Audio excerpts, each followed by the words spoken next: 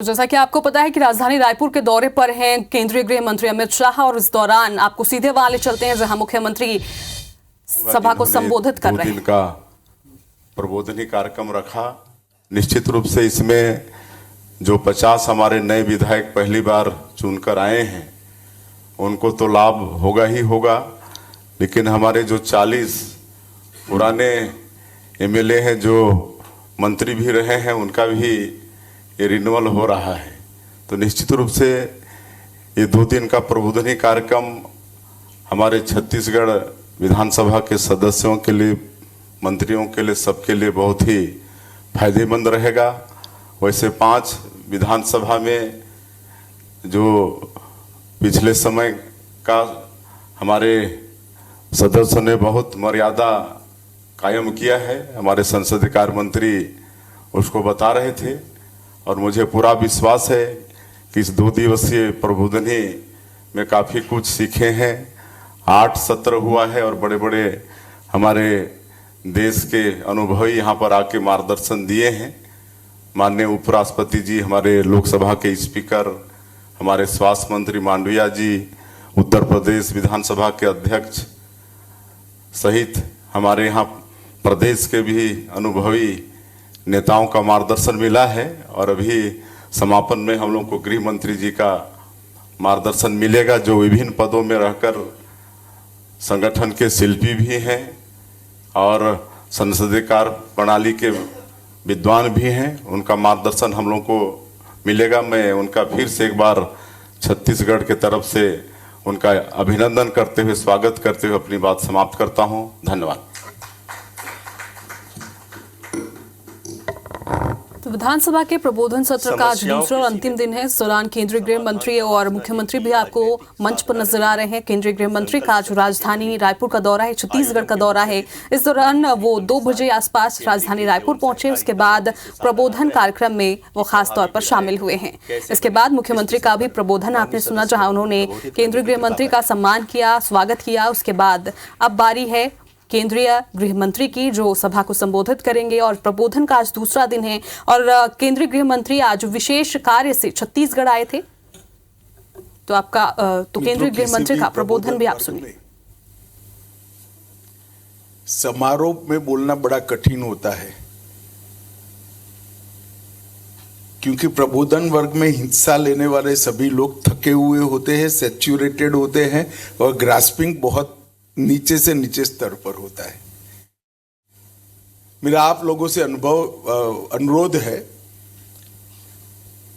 कि मेरी बात को कृपया कुछ समय आपके ध्यान का कंसंट्रेट कर कर सुनिएगा, इतना सबसे पहले मैं अनुरोध करना चाहता हूं। मंच पर श्रीमान मुख्यमंत्री जी बैठे हैं, डेप्यूटी सीएम विजय शर्मा जी बैठे हैं, विपक्ष के नेता डॉक्टर चरणदास महंत जी बैठे हैं, ब्रुजमोहन जी बैठे हैं, सचिव दिनेश शर्मा जी बैठे हैं। स्पीकर साहब नहीं आ पाए क्योंकि थोड़ा कमर में दर्द है, वो चलने फिरने में थोड़ी दिक्कत है। मगर जब स्पीकर साहब का और मुख्यमंत्री जी का फोन आया तब मैंने कहा विषय मेरे लिए सरल देना, और सबसे कठिन विषय उन्होंने मुझे पकड़ा दिया है। राजनीति में विशेषकर जो चुने हुए प्रतिनिधि होते हैं उनको प्रभावी तरीके से काम कैसे करना वो बताना सबसे कठिन है, क्योंकि यहां इतना आत्मविश्वास होता है तभी तो चुनकर आते हैं जो मानते हैं मैं तो स्वयं ही प्रभावी तरीके से काम करता हूं, आप भला क्या सिखा देंगे। तो राजनीति में, राजनीतिक क्षेत्र में विधायकों को प्रभावी तरीके से काम कैसे करना वो बताना बड़ा कठिन है। मगर मुख्यमंत्री जी ने और स्पीकर साहब ने मुझे कहा है तो मैं प्रयास जरूर करूंगा। मेरा एक लंबा अनुभव रहा है चुने हुए प्रतिनिधि का। मैं 5 टर्म विधायक रहा, 1 टर्म राज्यसभा का सदस्य रहा और 1 टर्म लोकसभा की भी अब समाप्त होने के कगार पर है। तो देश के सभी सदनों के अंदर चाहे विधानमंडल हो, चाहे राज्यसभा हो, चाहे लोकसभा हो, काम करने का मुझे अनुभव भी मिला है। और मेरे पार्टी के संगठन में भी बूथ के अध्यक्ष से लेकर राष्ट्रीय अध्यक्ष तक सभी पदों पर मैंने कमोबेश काम किया है। चाहे संगठन का काम करिए, चाहे चुने हुए प्रतिनिधि का, जनता से संपर्क जरूर आता है। और जब चुने हुए प्रतिनिधि और संगठन दोनों का काम करते हैं तो जनता की अपेक्षाएं और हमारी कठिनाइयां दोनों का अनुभव आता है। मित्रों, आज सबसे पहले तो मैं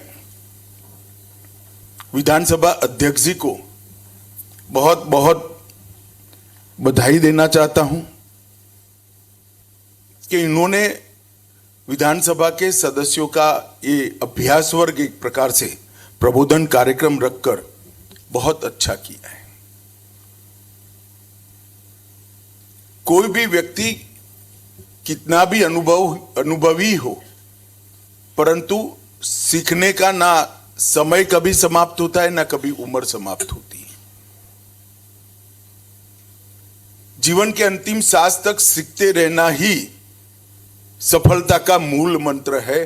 अगर सफल होना है तो हर घटना से, हर दिन से, हर मुलाकात से कुछ न कुछ सीखना चाहिए।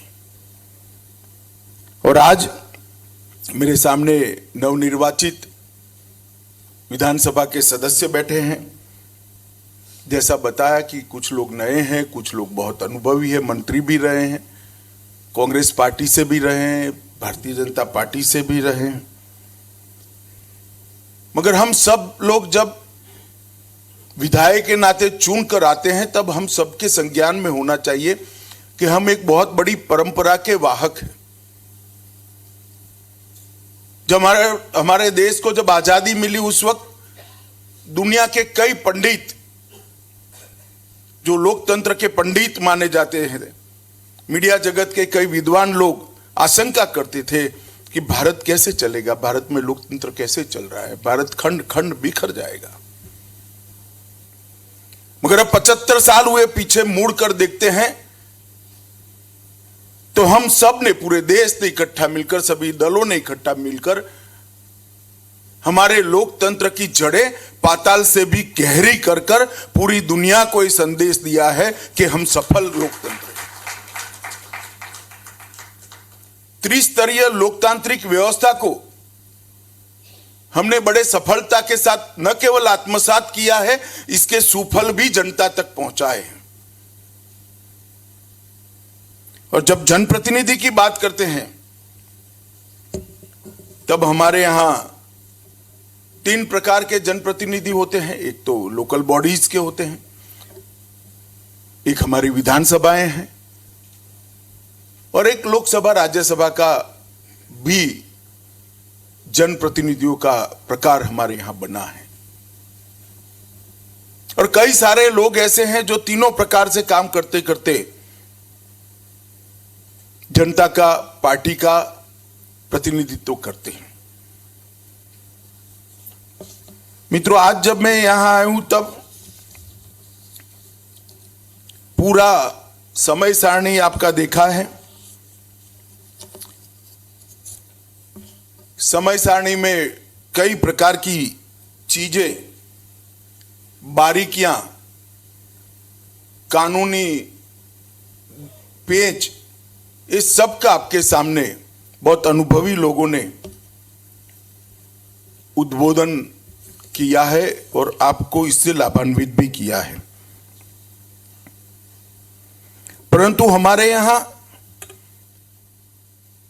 राजनीतिक क्षेत्र में चुने हुए प्रतिनिधि, चाहे व्यवस्था पहले राजाशाही व्यवस्था थी, अब लोकशाही व्यवस्था है, परंतु राजधर्म की कल्पना हमारे यहां बहुत समय से, ऋग्वेद महाभारत काल और उसके बाद में भी चाणक्य वगैरह के विद्वानों के कई प्रकार के ग्रंथों में दिखाई पड़ती है। उसको अगर आज के परिप्रेक्ष्य में हम देखें तो विधायक का रोल बड़ा महत्वपूर्ण होता है। प्रभावी विधायक बनना है तो विधायक के बड़े बड़े 3 प्रकार के दायित्व हम सब पर होते हैं जब हम जनप्रतिनिधि बनते हैं। एक तो हमारे क्षेत्र की ओर दायित्व होता है, दूसरा हमारे यहां मल्टी पार्टी पार्लियामेंट्री सिस्टम है, तो हमारी जो पार्टी होती है इसके आइडियोलॉजी का दायित्व हम पर होता है, और तीसरा विधानसभा के सदस्य हैं तो पूरे राज्य के सुखाकारी और राज्य के प्रगति का भी दायित्व होता है, कानून बनाने का भी दायित्व होता है, और बजट के माध्यम से राज्य का सम विकास कैसे हो इसका भी दायित्व होता है। तो तीनों क्षेत्रों में अगर सफलता प्राप्त करनी है तो हमें तीनों क्षेत्रों के अंदर आयोजन पूर्वक समय का भी आवंटन करना पड़ता है, हमारी शक्तियों का भी आवंटन करना पड़ता है। मैंने कई सारे अनुभवी विधायकों को मिला हूं जो क्षेत्र में बहुत लोकप्रिय होते हैं, क्योंकि जन समस्या का बहुत अच्छे से निवारण भी करते हैं, लोक संपर्क भी बड़ा होता है, लोक संग्रह भी बड़ा होता है, तो बड़े पॉपुलर होते हैं। मगर जब उठाकर उनका विधानसभा में परफॉर्मेंस देखते हैं तो शायद ही कोई बिल पर उन्होंने 2 शब्द भाषण किए होते हैं, शायद ही बजट की चर्चा में कोई कंट्रीब्यूशन होता है, शायद ही किसी भी प्रकार की बिल की चर्चा में उनका कंट्रीब्यूशन होता है।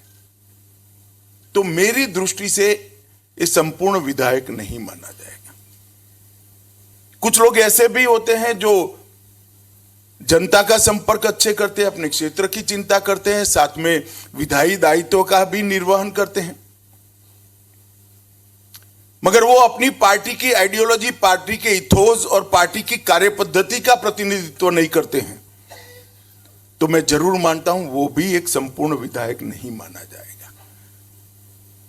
क्योंकि हमने बहुपक्षीय लोकतांत्रिक संसदीय व्यवस्था को अपनाया है। हमारा लोकतंत्र प्रेसिडेंशियल फॉर्म का नहीं है, प्रमुख की व्यवस्था नहीं है। हम सब एक पार्टी के साथ बंधकर जनता के सामने जाते हैं,